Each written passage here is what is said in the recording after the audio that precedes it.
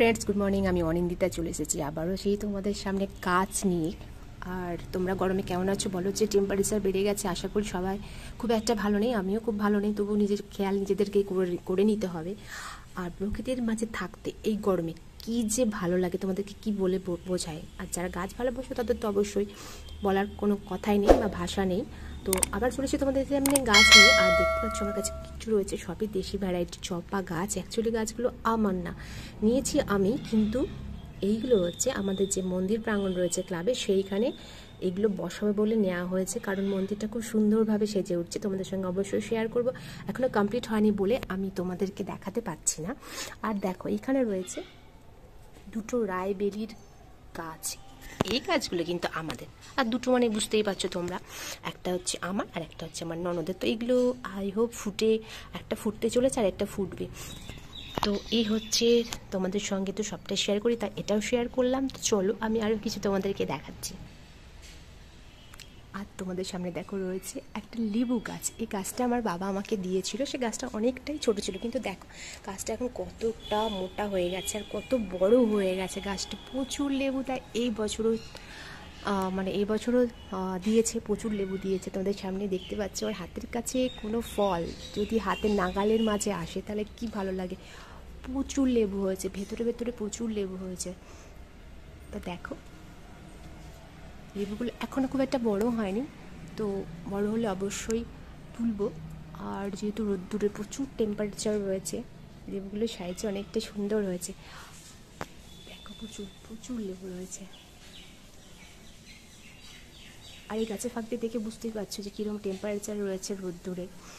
তো এই হচ্ছে আমার লেবু গাছ। আর নিচে তো দেখতেই পাচ্ছ রয়েছে আমার একটা টগর গাছ, খুব সুন্দর সবুজ। আর এই পাশে একটা মোটা টগরের গাছ রয়েছে। তো এটা আমার উঠোনের গাছ। আর এই যে দেখতেই পাচ্ছ এখানেও কিছু গাছ আমি লাগিয়ে রেখেছি, জবা গাছ, একটা নাকচাপা, শিউলি আর জবা, 2-3টে ভ্যারাইটি। তো সব মিলিয়ে এই হচ্ছে আমার উঠোনের গাছের। খুব একটা পরিচর্যা আমি করতে পারি না। আর দেখতেই পাচ্ছ পুরো ঝাঁকে ঝাঁকে থোকা থোকা লেবু, তোমার পুরো গাছ ভরে রয়েছে। একটু খেয়ে দেখবো পরে রস হয়েছে কিনা, বুঝতে পারছি না বাইরে থেকে। আর তোমাদেরকে আরেকটা মজার জিনিস দেখাচ্ছি। দেখো একটা ছোট্ট পাখি না এইখানে বারে বারে ফিরে ফিরে শুধু বারে বারে উড়ে উড়ে এসে বসছিল। তো বুঝতে পারছিলাম না কী ব্যাপার বারে বারে, কিন্তু দেখো এইখানে অলরেডি এটা বাসা করে অলরেডি এটা ডিমও দিয়ে ফেলেছে। আর ডিমটা দেখো কি দারুণ দেখতে লাগছে, তাই না? তো এখন অপেক্ষায় রয়েছি কখন এই ডিমটা থেকে, যদি কোনো কিছুতে নষ্ট না করে ফেলে, ডিমটা থেকে কখন একটা ছোট্ট ছানা বেরোবে। তো তোমাদেরকে অবশ্যই শেয়ার করবো। যদি ছানাটা অলরেডি মানে ম্যাচিওর হয় তোমাদের সঙ্গে অবশ্যই শেয়ার করব।